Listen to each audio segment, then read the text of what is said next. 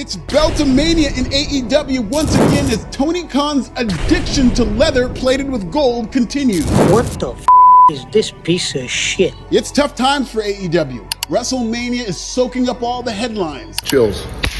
AEW's ratings are stagnating, attendance is down AF, and there isn't a TV deal in sight for AEW. Rough. Some people drink their problems away. Some people smoke a little weed to take the edge off. Tony Khan just deals with his trauma with a new belt design. You can tell how bad AEW is struggling by how many belts are being commissioned in Jacksonville. And between AEW and ROH, there are currently 17 championship belts, 16 of which are sanctioned. Pretty soon there will be more belts in AEW than there are pages in a Vince McMahon lawsuit. Tony Khan is a belt junkie and he has to be stopped. I thought we were done with this problem after our intervention 2 years ago, but apparently not. So today, we're gonna rank all 17 AEW titles and decide which of those belts AEW actually needs. Thank you for subscribing in Swahili. Let's start with number 17 in the Ring of Honor television title. Let's face it, ROH is a half of a wrestling company. So is AEW, which owns ROH, making ROH one half of a wrestling company. ROH has a lot of talent, but with limited exposure, and you can't just throw belts at your problems. Tony Khan is a hoarder. He hoards wrestling promotions through the inexplicable purchase of ROH. He hoards championship belts like a Nepo baby Dan Lambert. He hoards talent by signing away every free agent on Oprah's green earth, despite saying, you look at the problems you asked me earlier about WCW. If you look at problems that led to possibly what the demise of WCW was, I think one of the major issues was that they had a very large roster with a lot of people making a lot of money, and a lot of those people were really good. If you were just to try to chop down the WCW roster, you'd be making some really tough decisions and say because there were so many people across the board that were really good, but you can't pay every talented person in the business $100,000. Your company will go under quick because you won't have enough revenue to offset what you're paying out. So you have to make smart decisions, and you can't hire every person you like, and you can't hire every person that you think is good because there's a lot of really good talent. Kyle Fletcher, who was last seen doing the flippy divey with Will Ospreay in a match you already forgot about, is your ROH TV champion. Did you know? Do you care? No, you don't. In fact, do you know who the last ROH TV champion was before Kyle? It was Samoa Joe, who simply got tired of being the ROH TV champion because he had bigger fish to fry. So he literally dropped that title like it was one of Lori Harvey's fuckboys. He should have dropped that belt into a trash can, word to Medusa. Steve Harvey. Number 16 is the women's ROH TV title. Why? How? This is insulting. It's an equal opportunity belt born out of equality of outcome, not equality of opportunity. The women in both ROH and AEW are just as capable of main eventing as the men, but that comes down to booking, not belts. Get this shit out of this app. The ROH Women's TV title is useless. Number 15 is Wheeler Yuta and the ROH Pure Championship. No. Hate it. Hate that belt. It's everything televised pro wrestling shouldn't be. Holds and grappling and rules and no touching of the hair or face. Maybe if Ron Burgundy held this title, it would be interesting, but not Wheeler Yuta. Until proven otherwise, Wheeler Yuta has about as much charisma as Joe Frazier present day. Oh my God. MJF's words and mine.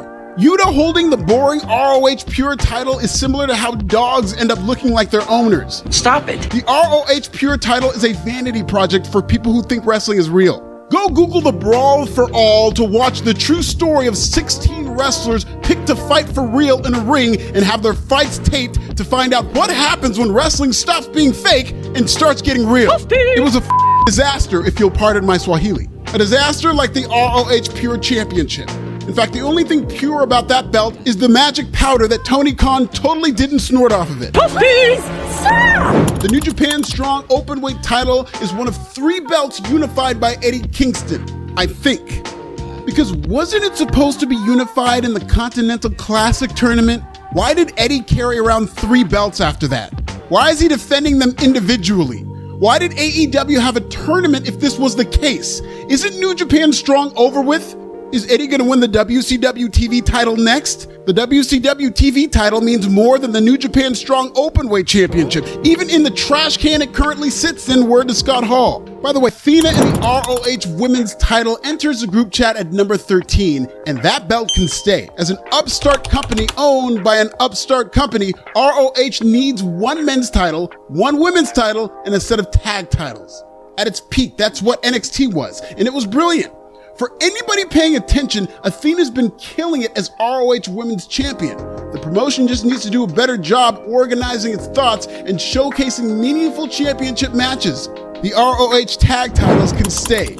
Every promotion can use one set of tag titles, and the Undisputed Kingdom is being pushed on AEW TV. Who? The irony is, the AEW tag titles are currently vacant, so the Undisputed Kingdom, by default, are the most meaningful tag team champions on AEW TV. The ROH six-man titles, on the other hand, can go. There's already a set of trios titles, which means 6 niche belts across 2 promotions serving the same purpose.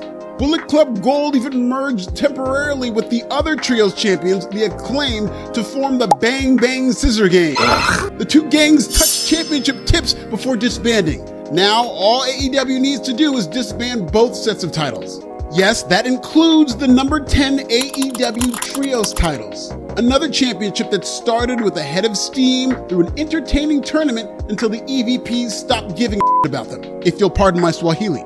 Sadly, the same could be said about the Acclaimed, who once upon a time were the hottest act in AEW. Now that the Acclaimed are feuding with Bullet Club Gold, hopefully this feud ends in the trios titles being unified with the 6-man belts. But if this was my vanity project, I'd get rid of both trios titles before Tony Khan starts booking individual trios champions to defend the belts separately. The ROH World title is a curious case. I agree with ROH having a world championship, but now it's merged into a secondary continental title, which hurts its value. But at the same time, Eddie Kingston is defending these belts individually. So if AEW never had any intention of unifying these titles into a continental crown, they should have never had this tournament to begin with, because now ROH's most important belt is damaged goods. The ROH title should stick around, but boy does it need rehabbing. Number 8 are the AEW Tag Team titles, the last belt Sting held before he retired. Darby had to go climb Mount Everest, so these belts were vacated after Darby broke himself trying to write himself off TV for storyline reasons. But he legit broke his ankle where he's Shoot off TV, and Shoot can't climb Mount Everest. Talk about life imitating art. Similar to my March Mayonnaise tournament, Sweet 16 voting underway now, AEW is having a tournament of its own to crown new tag champs. But a lot of top tag teams are left out of this tournament for no damn reason, like the BCC, for example. Still, the Young Bucks and FTR are favorites to win. If so, these belts should get back on track. Chills. Even though Hook's FTW title is ranked number 7, and Hook should be an honorary pillar, there's no need for an unsanctioned title in a promotion with too many sanctioned titles. Think about how ridiculous that sounds. They have 16 sanctioned belts, but 1 unsanctioned belt. That's like Nick Cannon adopting a foster child despite having 12 kids of his own. Daddy, Nick Cannon's hilarious. In the time it took me to write this sentence, Nick Cannon just got another woman pregnant. Congrats. That's what Tony Khan is, by the way. He's the Nick Cannon of championship belts. 23 belts with 17 baby daddies and baby mamas. Number 6 is the Continental title, which, fine. If it's gonna go to Okada, then maybe it can eventually serve a purpose. I just don't get why it had to be unified with the ROH and New Japan Openweight belts as a one-man trios title. So weird. Before we get to the top 5, it's an election year. So here's a vintage campaign ad from me to Tony Khan. Tony Khan's obsession with championship belts have negatively impacted Florida's once thriving dairy industry. With over 20 belts and counting in AEW, Tony Khan needs more dead cows to make these deadly leather straps. But now, the cow population has faltered, and the cows are dropping like the flies that love their feces. In 2023, AEW reportedly plans to launch a slaughterhouse just to keep up with the amount of belts they're making. Florida's declining cow population means fewer cheeseburgers and Happy Meals. And with baby formula already limited, dairy milk is next. Have you thought about where your baby's next meal will come from? Protect Tony Khan from himself. Save your children and save Florida's cows. Vote yes on Prop 2% to ban AEW from making any new championship belts. The AEW International title would actually be higher than number 5 if Orange Cassidy still had it. But now that Roderick Strong is AEW International Champion and figures to be passed around after Cassidy's long reigns, I think it ran its course. If AEW has this newly minted Continental Championship and it already has the TNT title, then what the hell is the need for an International Championship? One of these belts has to go. Number 4 is the TBS Championship.